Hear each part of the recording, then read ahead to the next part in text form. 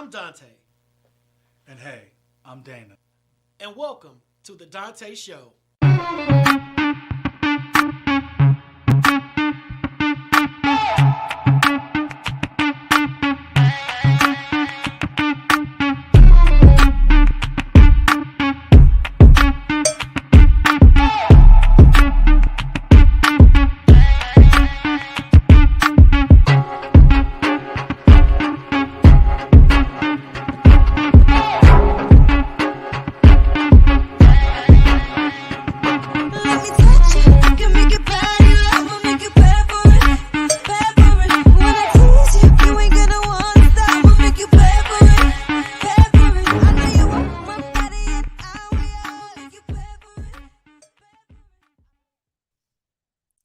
What's up, Village? It's your boy Kwame, the man with the plan behind the stands. Before we get into it, do me a favor. If you are on YouTube, Twitter, Facebook, or whatever, hit that share button so people can see what the fuss is all about. Don't worry if it's the end of the show. They can catch the replay. We're trying to spread the love instead of spreading the lies, y'all. All right, let's get into it. Did you know that our boy Dante Morrison is a best-selling author? Do you like smut? Yes, smut. Well, these books are filled with it. Check out The End of the Rainbow, followed by the sequel, Yesterday Clarified. You can get them on Amazon, or if you are tired of giving Jeff Bezos the time of day, you can visit www.dantemorrison.com, where, in fact, you will find out more about the motivational, inspirational, hilarious host known as Dante, Mr. Morrison if you're nasty. He is not only the host of TDS, he is a public health advocate, motivational speaker, and community change agent. Articles, interviews, blogs, podcasts, vlogs, and more. You name it, and Dante has done it. Speaking of vlogs, have you subscribed to the Donta Show YouTube? Now, every villager should be subscribed. The more the channel grows, the bigger TDS messaging becomes. It's really simple. Go to www.youtube.com/Dante Morrison. And also, did you want to be a guest on the Donta Show, or do you want to book Dante or Dana on your platform? Stop. Don't inbox him, don't email him, or even call him. You know what you need to do? Go ahead and open your handy-dandy smartphone or Wi-Fi enabled device and send an email to info@pyromedianetwork.com and request your presence on the show. It's 2021, y'all, and Dante and Dana has got management. So, let's conduct business. Speaking of management, the Donta Show is produced by Pyro Media Network. We are a Black-owned digital marketing and video production agency helping businesses and brands make an impact with their message. We also help businesses navigate what we call the biggest communication shift in over 500 years, social media. So, if you have a business, brand, or influence, and you want to take it to the next level, contact us today. All right, y'all. Thank you for joining us tonight, and we hope to see you on the next. Boom.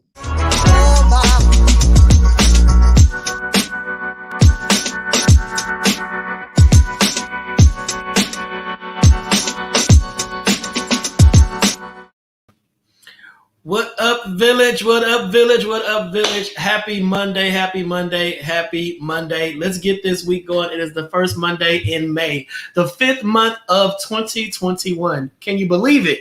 We have been striving, pushing, pursuing, and we are here, May 3rd, 2021. I am Dante Morrison, host of The Donta Show, but it would not be The Donta Show in total without my phenomenal co-host, the man, the myth, the legend, the Dana. Ladies, and some of you men, I am here. What do it do today? We live tonight. What it do? What's up, Dante? What's happening with you today, man? I see you like you got the one little thing hanging there, you know. Oh, hold on. Yeah. There we go. You got a little hang time, a little drip. Little drip. Hey, Pam, we see you. Hey, Pam, feel better, sweetie. Feel better. If you have to knock out, we totally get it. We know you ride with us till the wheels fall off. Take care of yourself. I hope it's not seasonal allergies, because my seasonal allergies have been showing me who is boss. What up, Sean? They've been winning. What's up, Sean? What's up, Asia? What's up, Shatsy lady over there on that YouTube? Hey, if you ain't watched on YouTube yet, make sure to check us out on YouTube. You can like and subscribe. It will cost you nothing, not even a dime. You see that? You see that? www.youtube.com/Donta Morrison. Be a part of the village. So Dana, yo, we got some hot guests on tonight. We do. They are already in the green room. They ready. They waiting. Hey. They fighting at the bit to come on. So we gonna push on through this. So let's do that Black History Spotlight. Hey, man. Y'all know how the Donta Show rocks. Every day is Black History Month for us. All right, Black History Year, Black every day, all day, even on Sunday. So with that being said, every episode we highlight a Black icon that we think the Black community needs to know about, because we have more than Martin, Malcolm, and Harriet. You know, we got icons all throughout. All right, Black history just didn't start in the 1960s. Black history goes back, and tonight is no different. Tonight we have an icon that I'm sure you have not heard about, but you are going to be amazed. Is that Jay Red? Jay Red, you gonna stay the whole show this time? Jay Red in the building. Jay Red in the building. Jay Red, stay the whole show. Stay the whole show. All right, Kwame, let's do that Black History highlight. We are ready. I'm loving it. Benjamin Pap Singleton. Benjamin Pap Singleton was born in 1809, and he escaped to freedom in Detroit in the 1850s and returned to his home in Nashville, Tennessee, following the conclusion of the Civil War. A former bondsman who later in his life became known for leading African-American migrations from the post-Reconstruction South into Kansas.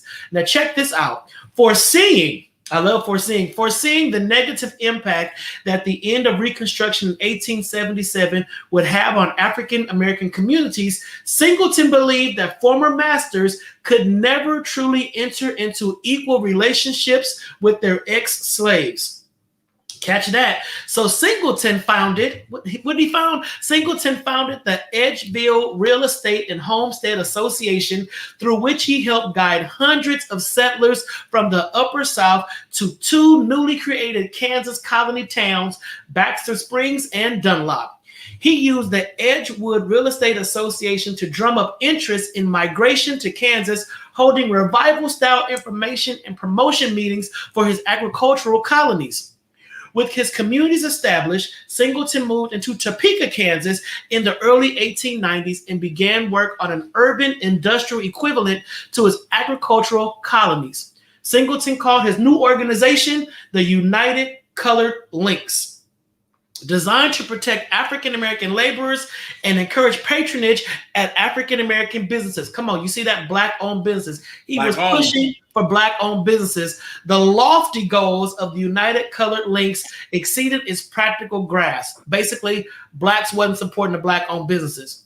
With the demise of the United Colored Links, Singleton spent the remaining years of his life supporting various Back to Africa movements. Singleton set up his own Transatlantic Society, an organization whose goals aimed at nothing less than a Pan-African movement. Benjamin Pap Singleton lived out his final days in Kansas City, enjoying a lingering notoriety as the self-proclaimed father of the Black Exodus. Village, give it up for Benjamin Pap Singleton. Benjamin Pap Singleton. He rocks.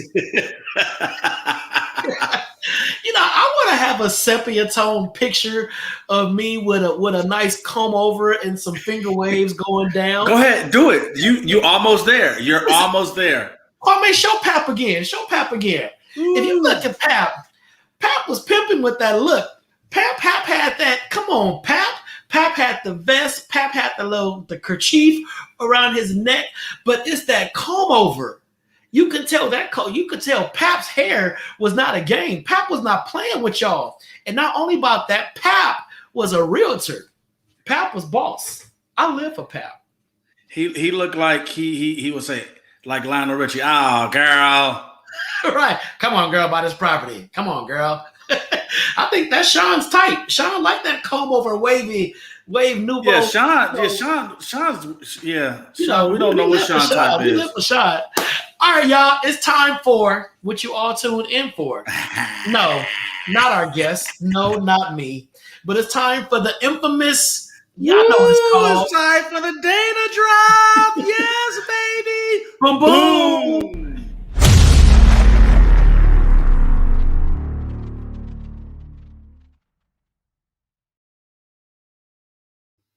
What's going on, beautiful people? I pray everyone's in good spirits, good health during this time. Hey, do us a favor again, like Dante said, please travel over to youtube.com/Dante Morrison and hit the subscribe button. Please, we're trying to get our numbers up and take it to the next level. We need y'all help. You know, we're a village. Like I said, y'all subscribe to everything else, stuff that y'all don't need or want. Subscribe to this. Help us out. Hey, we're going to talk about goal setting, and reasons why it's important to set goals. Goals give you focus. Imagine having to shoot an arrow without being given a target. Where would you aim? And say you did aim at something random, what would it be? And why would you aim there? What purpose would you have to aim that arrow that way? You need a goal. You need something to hit. You need a target. You need something and somewhere to wind up. Goals allow you to measure progress. By setting goals for yourself, you are able to measure your progress because you always have a fixed endpoint, a benchmark, or something to compare with. Okay? You don't just be out there all willy-nilly, just saying, hey, I'm going to go here, I'm going to go there, and never wind up anywhere. How many of you just get in your car and just drive? How many of you just go out your house right now and just walk? I dare you to open up your front door right now after the Donta Show and just go out there and just walk with no place to go, no goal set, nothing to in any place to wind up. Goals allow you to measure progress. Please, when you set your goals, have a goal set. Set it. Have an endpoint. Hey, I'm trying to get from here to there by this time. Write it on your calendar.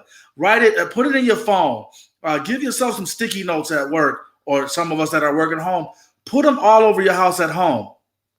Have a target. Have something in a benchmark or somewhere that you want to compare. Like, I was here last year. Now I want to get to this next level. Okay?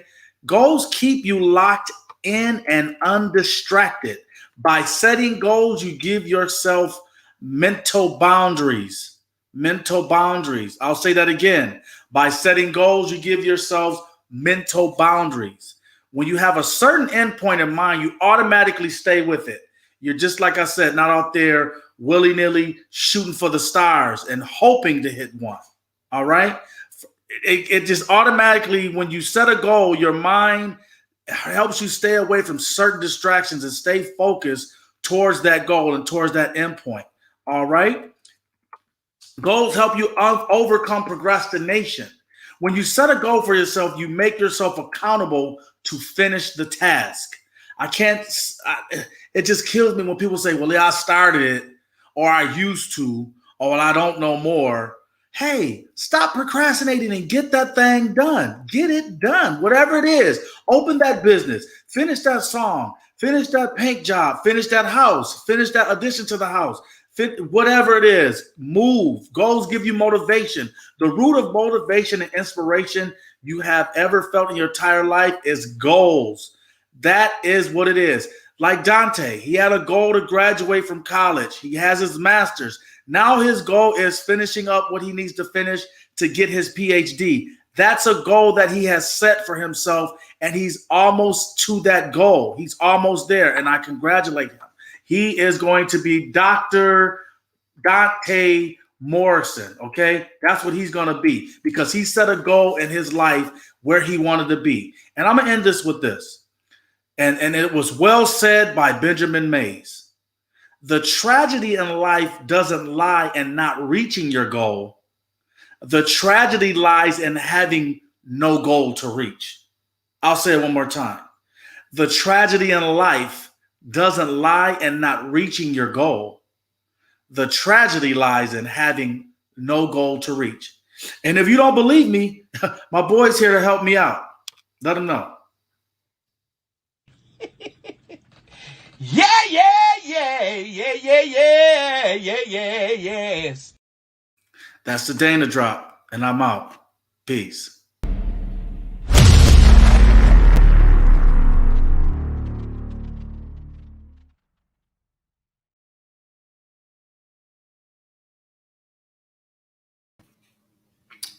That was solid, dog. That was solid. That was solid.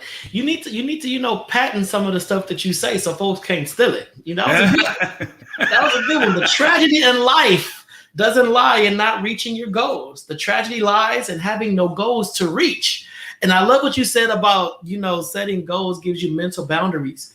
And I think that is true. I was thinking about that the other day. Like, when people, because which people can't see right here next to me, I have a big whiteboard that has all the stuff that I got to do. But seeing that board keeps me on task and I don't feel overwhelmed because I've dumped it from my head to the board. If I try to remember it all up here, I'll be walking around shaking like, did I forget something? Right. I did that. LaShawn Sanders said, good one, Dana. Thank you, LaShawn. Thank you, people. We're just trying to promote positivity and love on our show. That's what we're trying to do. This season with all this going on, folks, we need to we always say it, spread love, but with stuff that's going on, we still got residue from 2020 and 2021, and people need to know that they're gonna be all right. Like Kendrick Lamar said, it's a lot of stuff happening. We gotta stay focused, people. When you feel like giving up, don't. That's all I can say. When you feel like giving up, don't. Just keep pushing. Keep pushing. And lean on your sources. Lean on your folks that got your best interests at heart. Just lean on them. Seriously. All right. What's up, Candice? What's up, Candice? Hey, Dante. What? Have you been in the green room? Yes. I walked in the green room, man. I smelled some good perfume. I see fragrance. It was fragrance. Hey, I was in the green room. I was like, I was like, man, there's some beautiful ladies in this green room when I walked in there. Normally it smells like Axe, Axe and tube socks. They got the green room smelling good tonight. Right, but today it's the essence of beauty and love and I love our queens. Yes. And tonight we got some queens that's gonna grace the stage and just really empower and enlighten. So I'm telling y'all now, invite your friends. Let them watch tonight's show. All right. So with that being said, listen, let me introduce our guest who's going to introduce her guest. Yes. So Tasha Champion, the She Nominal Coach, is a certified master life coach, intuitive healer, workshop facilitator, award-nominated 2-time best-selling author, and speaker. Listen, after learning and healing from her own personal struggles, she now specializes in supporting women through their transformation of self-love, value, and authentic happiness. All right. Including spiritual growth and empowerment. I ain't got my glasses on. As a single mom of 4 and a triple negative breast cancer survivor. Oh, yes. She defines the meaning of willpower with unwavering faith. Her coaching practice, Champion Empowerment, leads every woman to love the champion they are.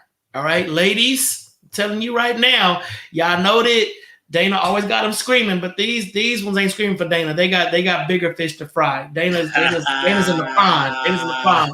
So listen, ladies, get your sisters up in here. Get your sister friends. Get your co-queens up in here and enjoy tonight's show with special guest Tasha Champion and her squad. Tasha, come on. Let's go.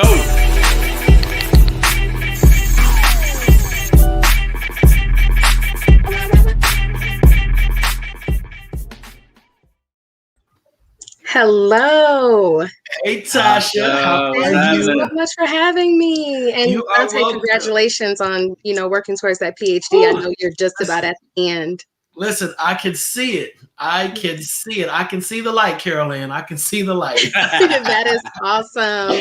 Again, thank you for having me on the show, Dana. Nice to virtually meet you. It's always an honor to be on. You guys are always yelling, the queens, but it is an honor to be joined and be alongside kings and kings who are powerful in the community that are lifting up other young men to understand that there's a king inside of them. And that's what they need to bring forward. So I honor the work that you guys do, and I honor the information that you bring to the community. It's a gift. It's a blessing. Thank you so much. Thank you. I received that. Thank you. Thank you. Absolutely. Yo, people are here. Debbie Martin Hughes says, "Hello, beautiful." Hey, hello, Debbie. Thank you for look watching. at that. So, look at Debbie posing on that picture. Debbie's like, listen. Yeah, Debbie posing, ain't she? Listen, I ain't playing with y'all. Debbie said, she's a talented singer. Look at that. What's up, Jonathan? What's up? So, Tasha, I know you also brought your guest. So, how do you want to start? You know what? This is the Tasha Show as well. So, we're going to follow your lead. When you want to bring them on, you let us know where you want to start. We can start there. You know what? I am just going to bring them right on in because I'm so honored to have two of my 22 Phenomenal co-authors alongside me. And so I brought with me today Mika Morris and Denisha Jeter. These are two of my absolute go-tos. I know if I call them, they're going to give me truth. They're going to give me honesty, but with an open heart. And so like you said earlier, you got to have those people around you that's going to keep it real. And these are my two 100% keep it real ladies. I'm honored to have them in my book. I'm honored to have them on today. So yes, please bring them in.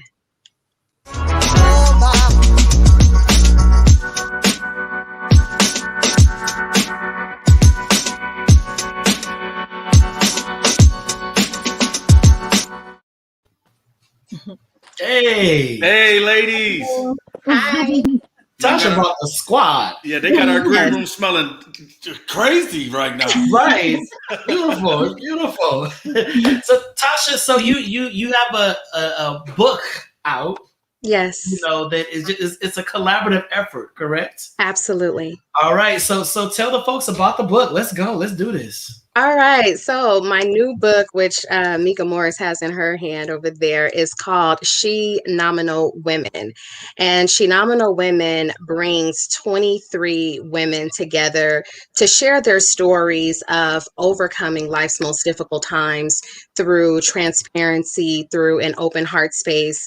And really what we did was we got deep into the trenches of the pain that we were once in, what it took to recognize the pain we were in so that we can actually journey through into our healing. And so each story is different. Each story is met with, again, transparency, vulnerability. And we all did this in an effort to let every other woman know it is possible to heal if you just take that first step. Where you are does not define you. Where you've been does not define you. But the power to heal is within you. You just got to take that first step. I love that. You said 28 women. 23 including 23 women. Mm-hmm. See, you know, social media and reality TV and all that kind of stuff messes up the portrayal of our queens, and it makes it seem like we cannot get a large group of women together to agree on anything. Right. You know, well, Tasha, I need my story first. Well, I don't want my story after Denisha's. You know, I gotta be next to Mika's story because Mika my girl, and you got me at number 21. And why she got more pages than me? Yeah, you know, then we got a whole Bad Girls Club anthology. So Tasha, how was it navigating? You know, and just to be fair, navigating all those different energies. You know, to write about healing. You know what? I can honestly say, and I say this at all times, I really was gifted by God 22 amazing women who made my life easier. This project pushed me. It exposed a part of me that I didn't even know existed. But to have 22 other beautiful souls and queens that understood my vision, understood what I was wanting to do, what it was important for me to do, and they really made it easy. If I said like, hey, this is the deadline, they got their stuff in. If I wanted to try something, if I wanted to do interviews, they were on board. And I know that social media, you know, all these reality shows, they're always showing that women can't come together. And the Phenomenal Woman in all of us completely disbanded that myth. I love it. I love it. So can I talk to the ladies? Do I have your permission? Yeah. Listen, free range. So Denisha, so what made you excited about this project? I've known Tasha for a very long time, and I've worked with her in a couple of different elements of what she does. We were doing women empowerment like forums. We have a small group of women. We speak and have in that way, and we were just getting a few women at a time. So when she came to me with this project, I'm thinking like I've heard a lot of these women in the book speak, and people need to hear these stories. I mean, I went there to speak, but I got so much more when I left. And I just felt like we put this in a book, we can reach so many more people with the book. So I was a yes. As soon as she said it, she couldn't get out her mouth fast enough. I'm like, yes, absolutely. I love it. I love it. And then Mika. First of all, Mika, let's talk about this babushka. I need to give you a good old head wrap. I thought it was her hair. I was like, wait, what's going on? Yeah, it's a Russian grandma, so we're not wearing a babushka. It's a nice little head wrap. I love it. I love it because I'm not playing with y'all. Give my crown.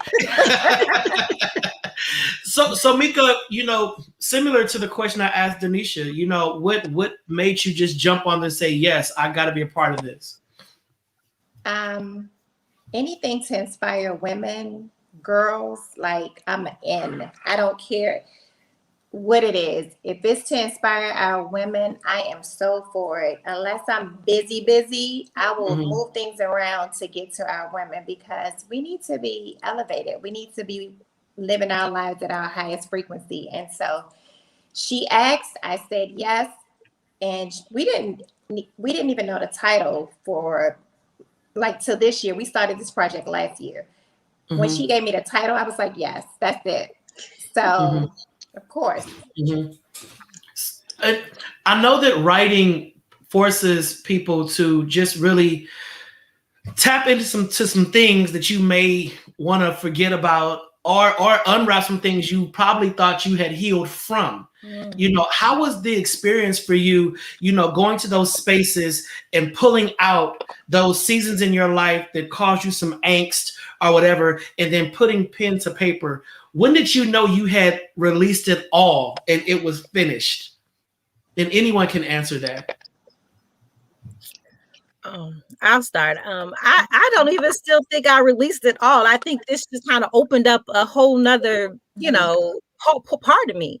I started writing this book a year to the day that my mother passed away. And a big portion of my chapter was about my mother. So I had to, I'm grieving. And then I had to, reconcile some things that, happened to me as I was growing up. So I had to really dig deep. And I had, it was just 2,500 words, but I couldn't just power through it. I had to just kind of breathe some time and, take some breaks.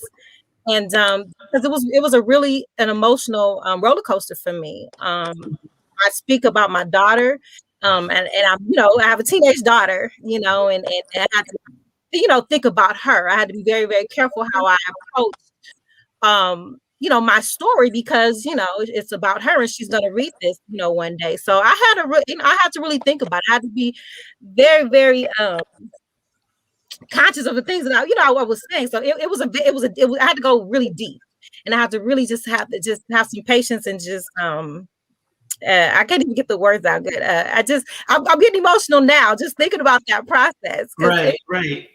It just dressed up a lot of hurt, pain, and emotion in me that I had to work through as a process and just write a little bit, put it down, go through that, and come back to it some days. And when you said think about your daughter, were you thinking about you don't want to say too much, or you want to make sure you say it all? I wanted to say it. I had to put it out there, but I had to say it gently. This is my daughter, and my mother, and everybody in the situation. I had to be honest, but you have to be just careful with your words. I didn't want to make it seem, I didn't want to make it seem like it wasn't. I wanted to just be very, very clear in my delivery. So I had to be I'm trying to think of the word I'm looking for. I had to be deliberate, with my, just very deliberate with my message because I didn't want her to get the wrong impression of what I was saying. Got it. Completely got it. You, just listening to you all and, with Denisha, her story, we haven't gotten to Mika yet, but I know you all three wrote this together. I'm seeing, as you speak, I'm seeing like a inspirational stage play Yes. coming out of this. And I'm just sitting here and it's jumping all in my head like I'm seeing it like a stage play inspiring young Afro-American women through the stories, because you never know, someone may have gone through what you're going through, and by you giving them this story and how you made it through, you're actually inspiring them and saying, hey, well, try it this way. It worked for me. And then, after, talking and stuff, I'm just seeing a nice little thing. Yeah. Thank you. I definitely appreciate that, because, there's writing, of course, is a form of art. Stage plays are a form of art. And we are really looking at how can we reach women? Right. And if that is through a podcast, if it's through TV, if it is through a stage play, our goal, every one of our goals, is really to impact the lives of a woman in understanding that you have the power to heal. It is in you. I don't care. Like, there was a time that I was broken into pieces, and I just really was like, there's no way I can be put back together. But I had to go through the trenches of hurt and those experiences to make myself whole. Right. I love that. That's beautiful. Yeah. Mika?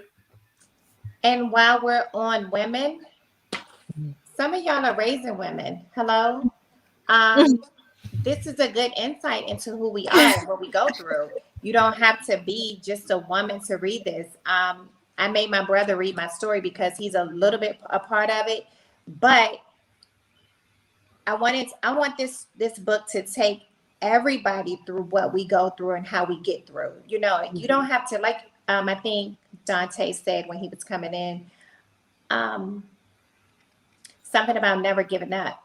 That's what these stories are about. If you don't give up, if you keep living, if you keep moving, if you keep growing, your story, that's not the end of you. That's just the beginning of what God really has for you. God has something amazing for you. And I finished a book a couple of weeks ago, and all of these stories I saw myself in each one of them in a different way, so if you're raising women, if you're a mentor to some women, like, just read a couple of the stories and see how we're strong. We are strong.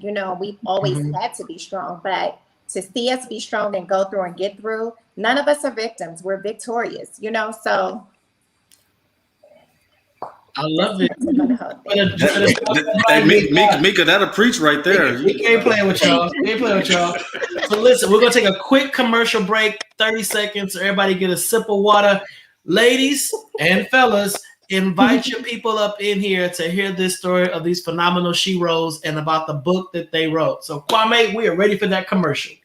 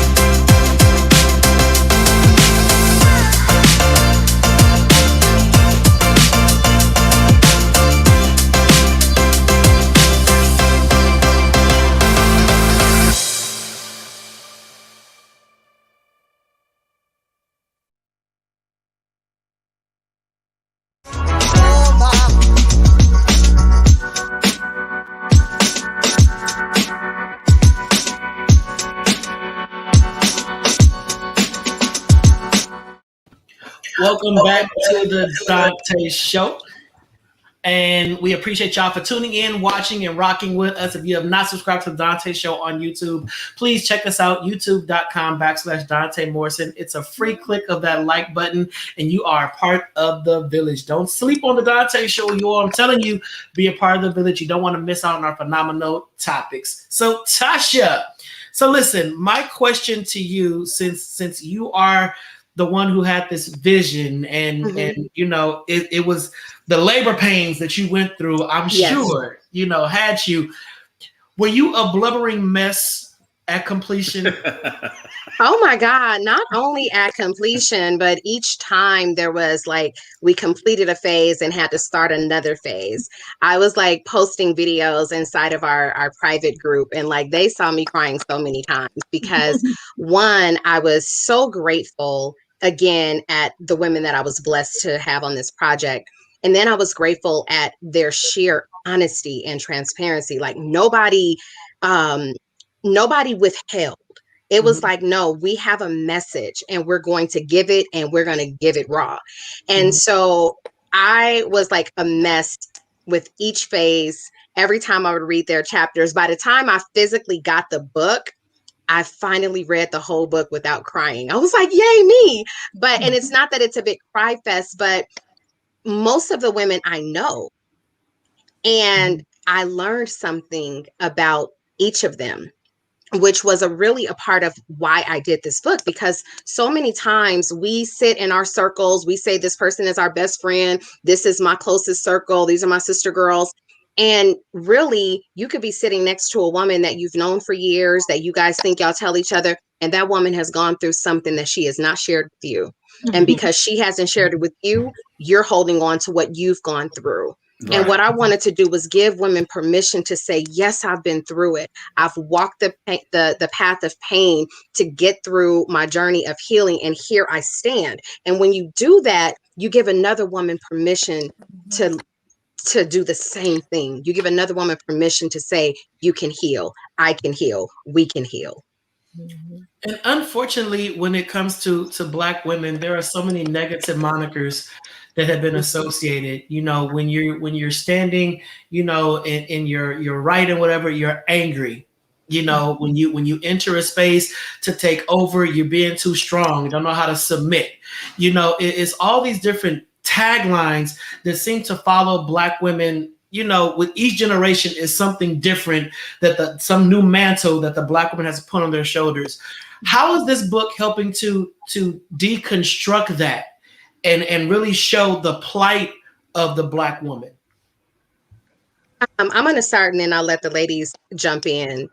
This is what I feel like. In this book, we have come to a place where we're saying we're going to break these generational curses and really start honing in on creating generational blessings for our families. And when you read these stories that you can identify with, whether you identify with 1, 2, 10, or all 23, there's something to learn in each story. And there's a way that we can connect our heart spaces to each woman and say, oh my God, you are a queen, rather than looking at a woman and saying like, oh, I wonder what she's been through, or is she looking at me this way? Like, can we just see the heart in each other and stop worrying about, you know, the materialistic, the outside, the makeup? Look to the heart of the queen that's sitting next to you and honor her for just simply existing, for her simply being on this earth, for her being the phenomenal queen that she is, regardless of what she's gone through. Exactly. I love that. I love that. Next. I want to add that not everyone in this book was African American, you know, and you can still relate to that person, those people's stories. We have a couple multiracial women. We have a Caucasian woman from Canada, and I related to their stories. It's across. It's the plight of a woman crosses, you know, color lines. Quite a few of us were, you know, African American, and you know, we have, you know, similar, you know, not stories, but, you know, strengths. But this is the strength of a woman, period.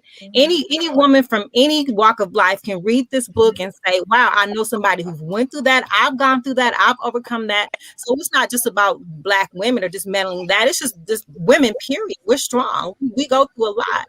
And, you know, this book, even on the cover is every color woman that exists on there. That's, I think, why Tasha made it that way. Just to let you know, this is not just about Black women dismantling that. Just being a woman, period, you have to have a certain type of strength. I love it. And Mika, can you hold, when you get your big screen, can you hold the book up? People are asking what's the name of the book and all that. So Mika, it's your turn. You get the whole screen. Go, Mika. I don't know what I'm supposed to be saying, but here's the book. Okay. Got it. And what was the question? I'm sorry.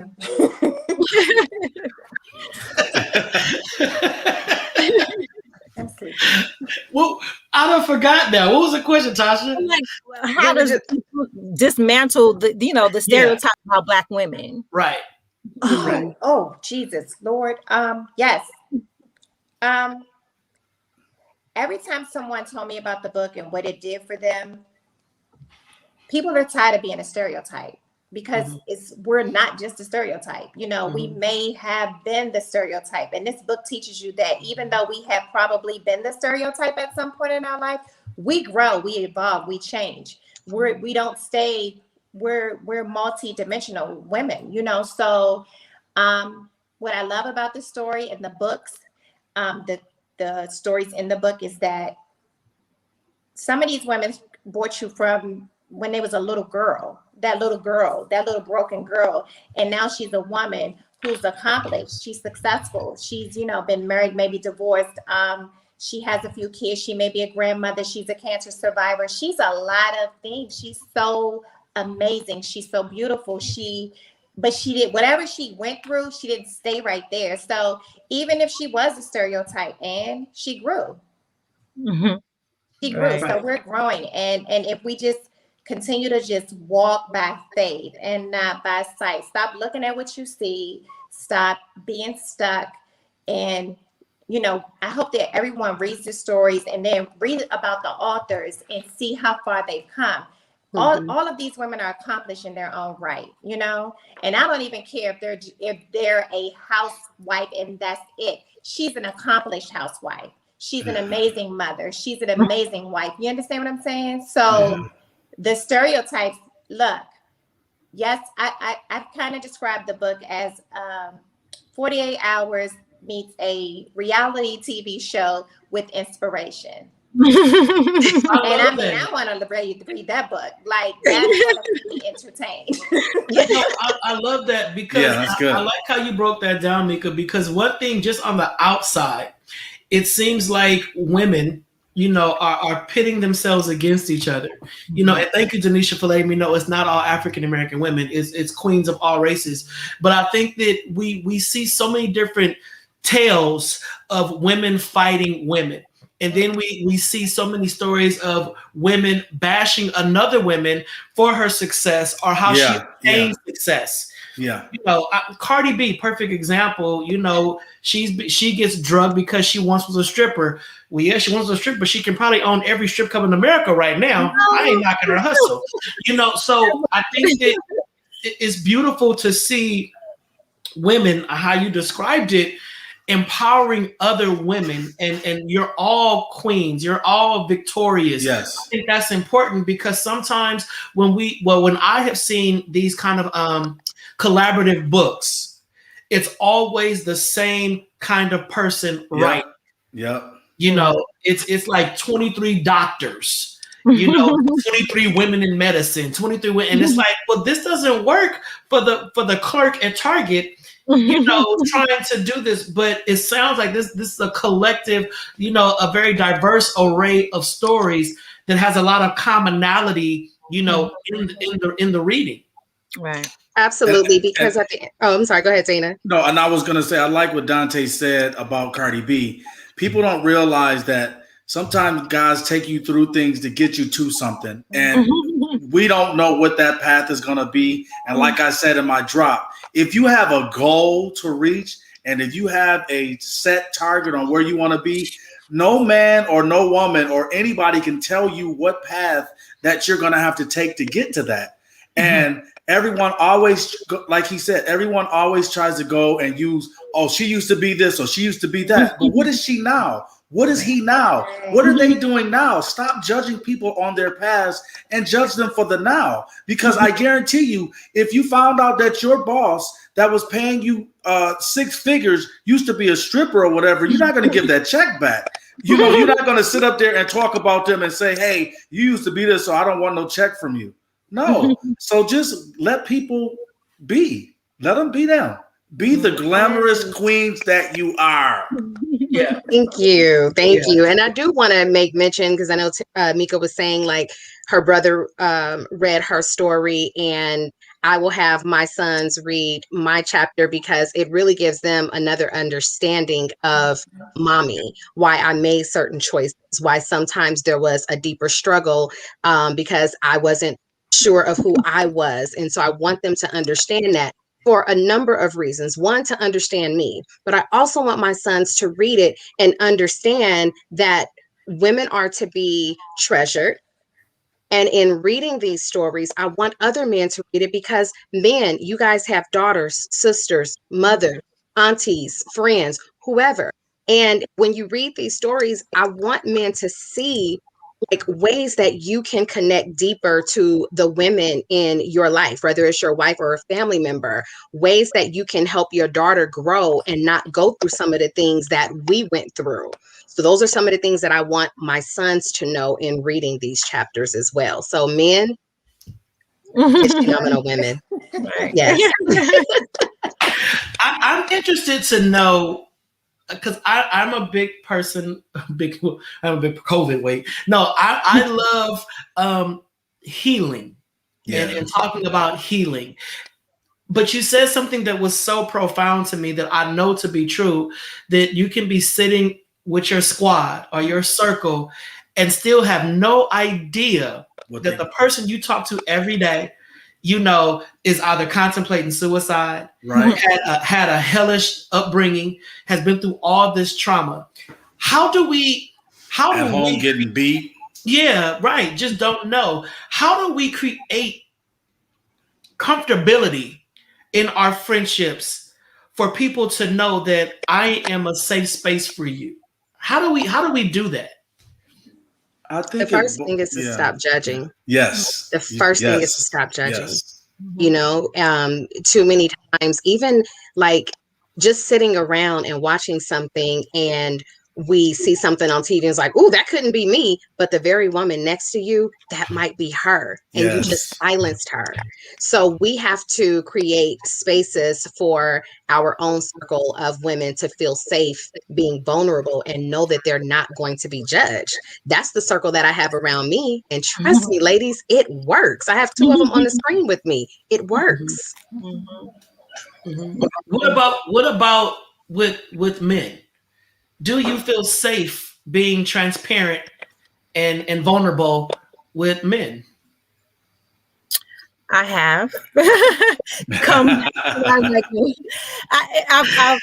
Tanisha said, read my story. No, I say that because it's a journey. It was a journey to get here. I did not in the beginning, and I kind of touched on that because of where I was mentally. But as I grew and worked through some of that, I'm happy here. I've been married.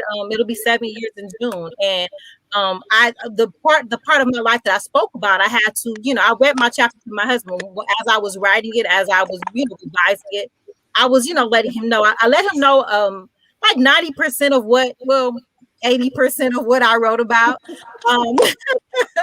But I had to be vulnerable and let him know, like, that part of me. So I have become comfortable being vulnerable to my husband, but you have to be worthy of that. You can't entrust everybody with those parts of you. You have, like I said, there has to be no judgment. You have to be able to know that they're not going to look at you, a certain type of way, or think different about you. So I've grown that into that with my husband. Okay. I love that. Mika, you want to add anything? Because my thing is, me and Dana, we always try to make sure that whoever we have on the show, they know that they're coming to a show where they're not only welcome, but they're safe, and they can be comfortable expressing anything without judgment. And when I hear stories of people saying, stop judging, or let me tell you what I'm going through and then believe me, right. Don't belittle what I'm going through. Oh, it ain't that bad, Denisha. You be all right. Don't belittle my experience, and I always want to educate the community on how do we make spaces safer. How do we make our queens feel safe in the midst of kings? I I went to Vegas this past weekend, and I was on a party bus. You know, Lord cover my mouth with no COVID, but they got vaccinations. But I was on a party bus, and just seeing how, you know, the women were being treated by the men. You know, it's a party bus, but sometimes I do think men overstep, and I'm like, dude, you doing too much. You know, like, yeah, she's pretty, but you know, you too thirsty. And the women that were sitting, and I made them, some of them were just sitting next to me because I guess I was safe. Well, one, I'm gay. I don't want you. But they felt safe around me, you know, and I was telling them, I got you. If they just drunk, sit next to me, hold my hand, we'll cupcake, that type of thing. Because I want women to always feel safe in the midst of, especially Black men. Black women should feel safe around Black men. Exactly. But I know it's not always the case. And that hurts my heart to know that there are brothers out there that are not treating you the way you should be. And some of them are the reason why you've written certain chapters and have to overcome certain hurts and traumas. So not to male bash, because I know that's not your goal or desire. What do fellas need to know about women and the treatment of? And that's a huge question that can't be answered in 2 minutes. But do your best to give us a quick bullet. What do men need to know about the treatment of women? Nika? I think that it's really simple. You guys came from a woman, okay?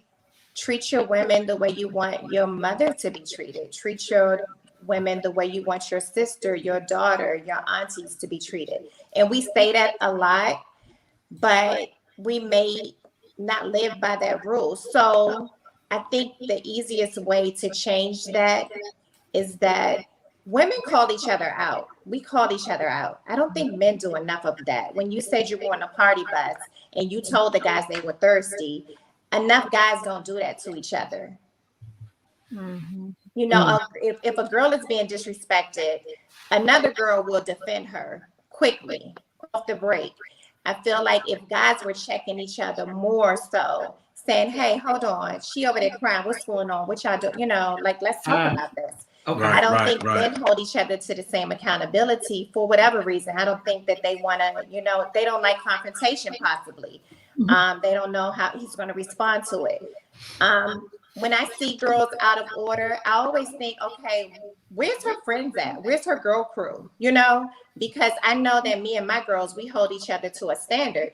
And my husband and I talk about this all the time. Like, you guys kind of treat each other with white gloves, and you guys need to really treat each other a little bit with way more accountability. You know, it shouldn't be that he's going to learn. Who's going to teach him? Right. I love that. So, basically, check your friends. Yes. Yeah, I love that. Yeah, and that statement, he's going to learn, it may be too late. Yeah. He in the system now. He's already hurt a few people, you know. Right. So. I love that. And I love what Kenneth just said. Kenneth said, I think we need to normalize conversations between men and women. Take away the pushback and men will open up more, you know. And I believe Kenneth's wife is a contributor to the book. Yes. Yeah. So the Donta Show. I love that couple. They are a couple. Talk about Black love. Oh my God. You're like, oh, we get it. Y'all love each other. Oh my God. But no, I love them. I love them. And they're awesome. One thing, yeah, I think we should also normalize men like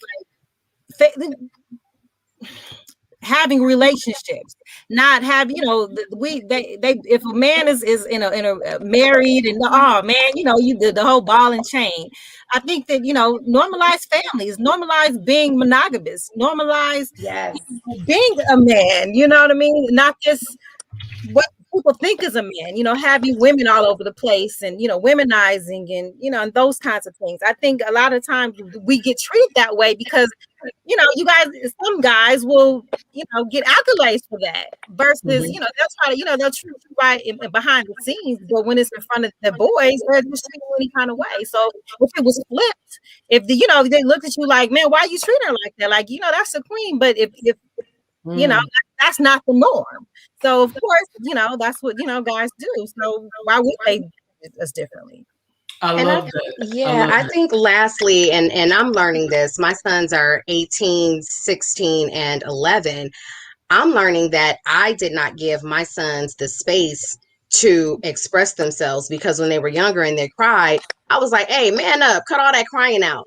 And so what I did was, now that they're older, if there's an emotion that they have, they don't know how to express it because I never allowed that space. And so when we're telling these men like, hey, stop all that crying, you looking like a girl or you're acting like a girl, what we're doing is we're tying emotions to only women. And then men no longer have a voice. They no longer feel safe. They no longer feel that there's a space for them to be vulnerable. So I had to tell like my son, like, listen, if there's an emotion that you have, let's talk about it. I'm no longer going to deny you the freedom to speak your piece and where you are. And I think that that's something else that we have to stop doing, is saying like, if a man is being emotional or expressing himself, we're calling him punks, or, you know, we're calling them derogatory terms. Like, no, men have emotions and feelings just like we do, and we need to honor and be in a space of receiving their feelings without judgment. I love that. Yes, 100%. Yes. Yeah. So listen, every episode we have a question of the day. So we're gonna ask the question of the day, and then we're gonna give you time to share how folks can get that book. So the question of the day, you got 30 seconds to answer it. All right, y'all ready, queens? Yes. Question of the day: what do you want your legacy to be? Me, service. Absolutely service. I'm not a great speaker, I'm not a great writer, but I am a doer. If you need me, I am there.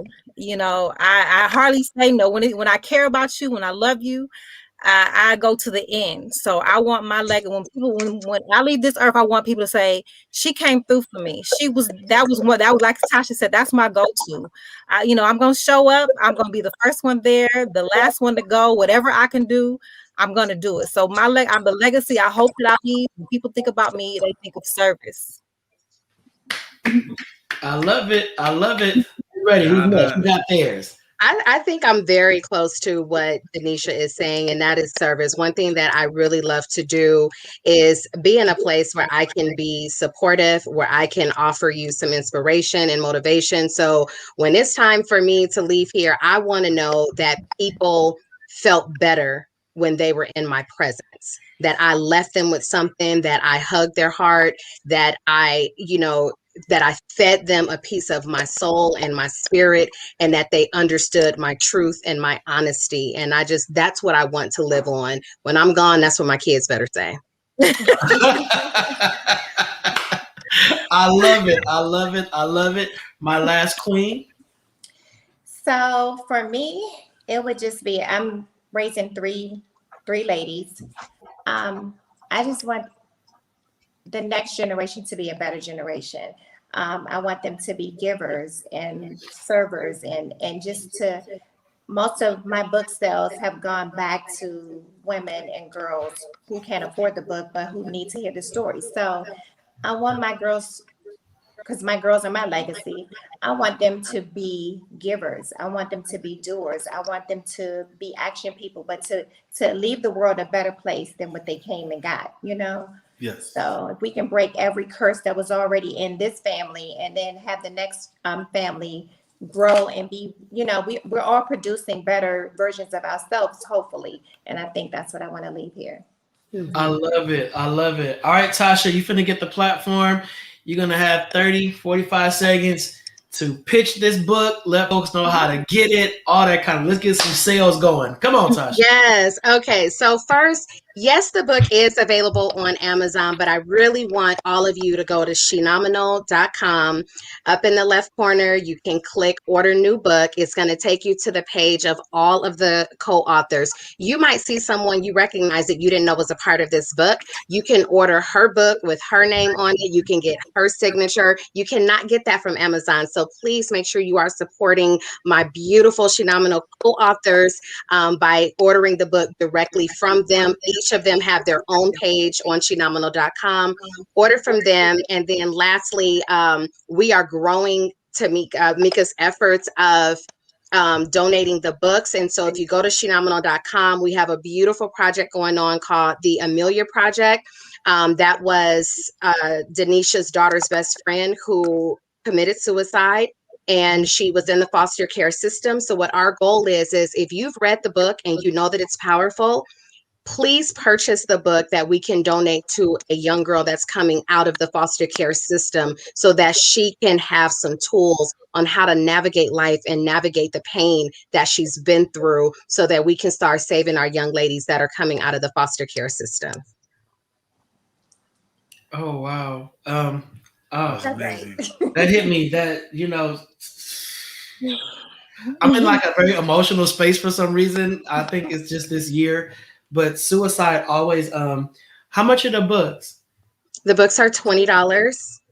So if you go to shenominal.com for the Amelia Project, you can read the story that Denisha wrote about her and understand what our mission is. Mika has already donated like 400 books to different women's organizations. And so we want to grow that and build a community of, you know, giving young girls these books so that they don't have to do what we did. And if you realize, most of us are older, but what we've gone through, we went through when we were younger. And so because we went through it when we were younger, those are the girls that we want to reach, is the ages that we were in the book. And so if you guys can just please, you know, purchase a book that we can donate to a young girl coming out of the foster care system. We are doing this in honor of Amelia Joy, who was a beautiful 18-year-old that took her life. Okay, so I wanna buy 10 books. I'll buy 10 on behalf of the Donta Show, and Denisha, please donate, because I'm about to cry. Oh yeah, it's really new. She passed away March 28th of this year. So this is very my God. Yes, so yeah, I'll the Donta Show will buy 10 books. Just let me know. Do I cash out, go to the website, and please just donate those to Aww. Thank you, Pyro Media. Thank you. Donate those to those young girls that just really feel like they just have to resort to that. Mm-hmm. You know, and I know, oh my God. I just think about kids in the foster care system. They're already fighting for relevance and fighting to feel like, so God, that just ripped my heart out. So yeah, Denisha, you got me. So that's $200. Just I'll walk it. I'm at your closet door right now. Yeah, I just think about kids. I mean, knowing that this little girl had to resort to that because she was just so overwhelmed with life. Yeah. So okay. Yeah. So anyway, back to the Donta Show.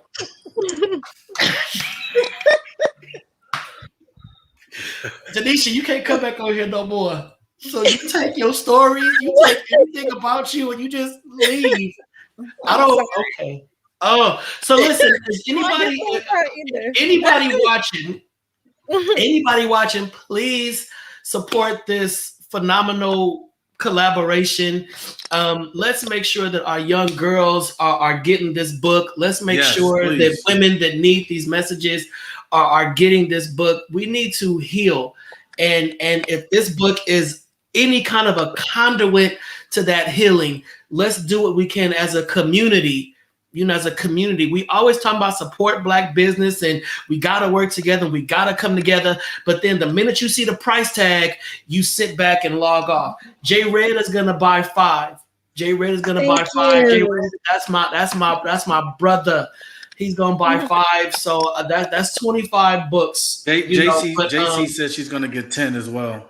Yeah, so LaShawn, the website is scrolling across the bottom. It's shenominal.com. SHENOMENAL.com. It should be scrolling across the bottom. Shenominal.com. Y'all, when they go there, just click the Amelia Project and you'll be able to purchase the books for us to donate. Click the Amelia Project so we can get these books donated to these girls. I don't give a damn if the girl got it and she don't read it till next year. She gonna read it in God's time. She gonna read it when she's supposed to read it, but as long as she has it in her possession. So let's do what we gotta do. All right. Yes, and I got to give a big shout out to Mika Morris because she started this. She was like, Tasha, I just want to donate to different women's organizations. Then she started saying she wanted the younger girls to get it. And then I related that to Denisha's story for her daughter's best friend. And I put them two together and they just started filtering out places that they could do it. So I honor the queens in my book. They are absolutely phenomenal. All right, I put the link in the thread. So the link is in the thread. Lawana's donating 10, J Red is 5, I'm 20. And then the producer, Kwame Corbett, just inboxed me. He wants to come on to the show right now. So don't leave, because Kwame very rarely ever makes appearances. So come on, Kwame. What's going on, Queens? I just wanted to let you guys know that you guys are doing a phenomenal job. Thank you so much for inspiring me on tonight, for providing some emotion to Dante, because he really is, he's in rare form right now.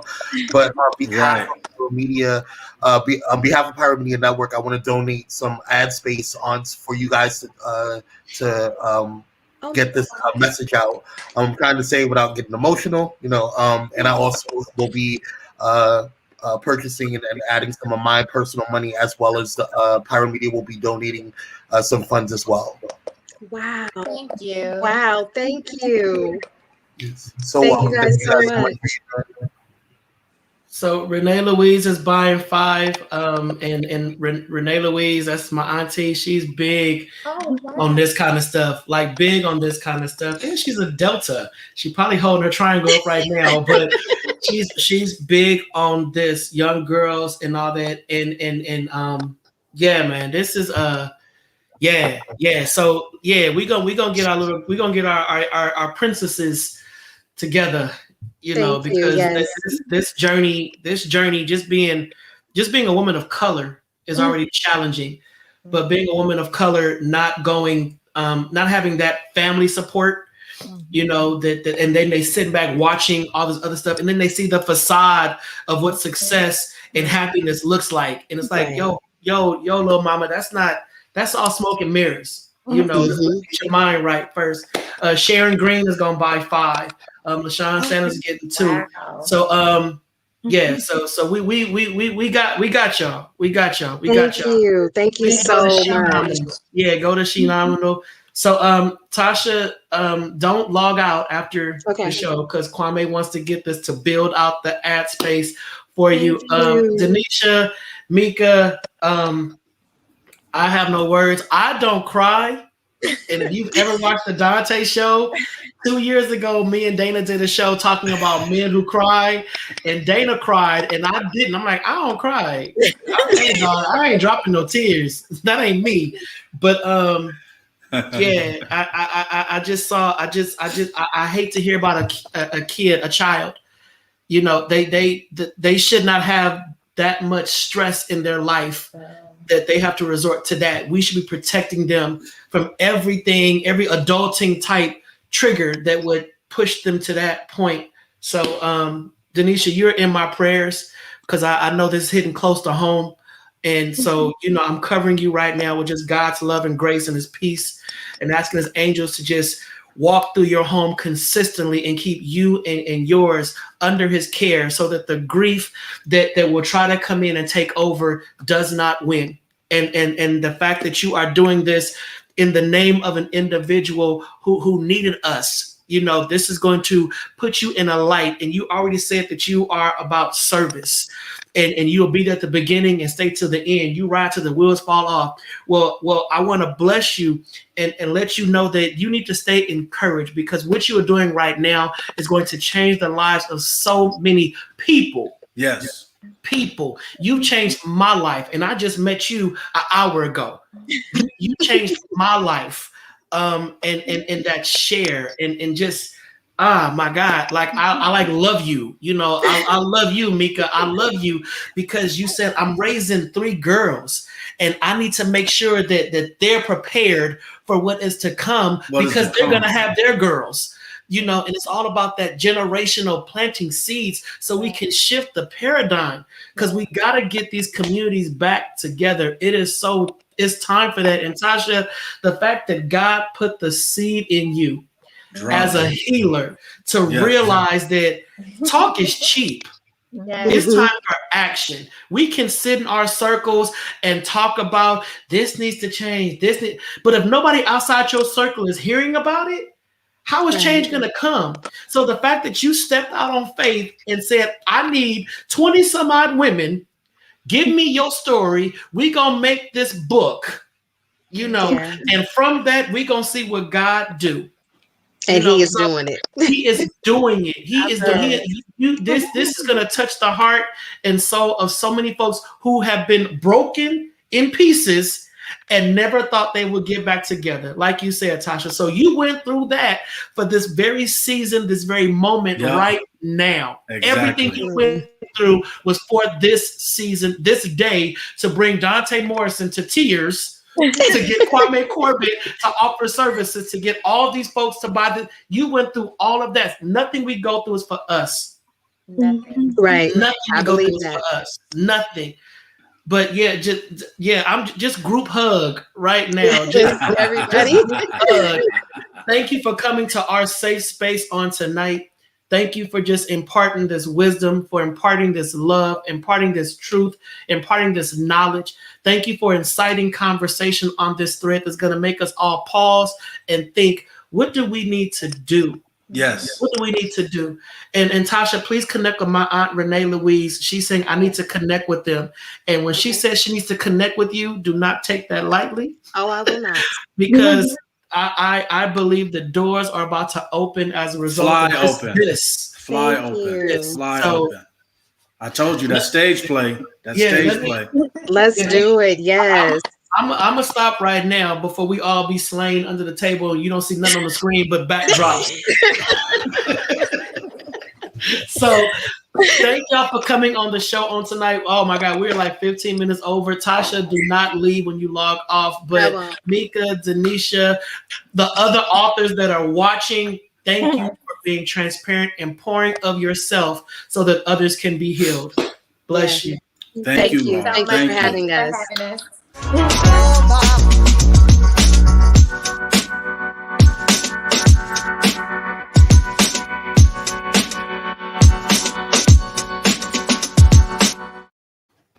Man, get me off this screen, man. Hey, I'm Dante. Follow me on Instagram, Dante_Morrison on IG. Follow me there and see all the stuff that I do. And that's all I'm going. Dana, that's all. Go ahead, Dana. Just. Hey, ladies, I don't need y'all screaming right now. Tonight. Now, go get healed, lady. Go get healed. Y'all need to get that book. Get that book. Hey, follow me at DNA716 on Instagram. See all my content. See what I got going on. And tonight, you know what we did? We truly spread love. Instead of spreading lies. We spread love tonight. Instead of spreading lies. Oh, dear God. That's the, you know when somebody's singing in church and they done cried and they can't hit the notes?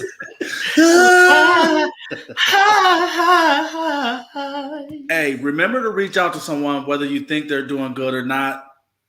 Send them a text message, send them a letter, send them an email, pick up the phone, call them. You could, that simple hi goes a long way. I say this every week. A simple hello, a simple hi goes a long way. Okay. We love you guys. Thank you for tuning in. Tonight was a phenomenal show. I hope this show blessed somebody. Queens that we had on the show tonight, they came with it. And I hope someone was touched. I hope you share this show. I hope you tell someone about this show so they can go back and watch it.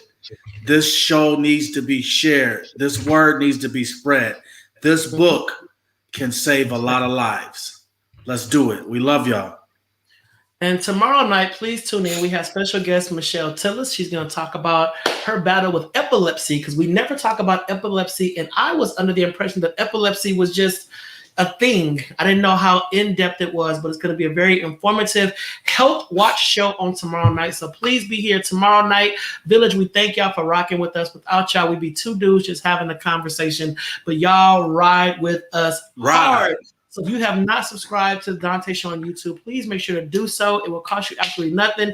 YouTube.com/Donta Morrison. Become a part of the village. But tomorrow is going to be a very transparent, open, honest conversation that I am looking forward to. So please, please, please come back. Join us tomorrow night, 8 p.m. Pacific Standard Time. No tears on tomorrow or the rest of 2021. That was it. I met my cry quota for this year. I ain't crying no more this year. I haven't got mine in yet.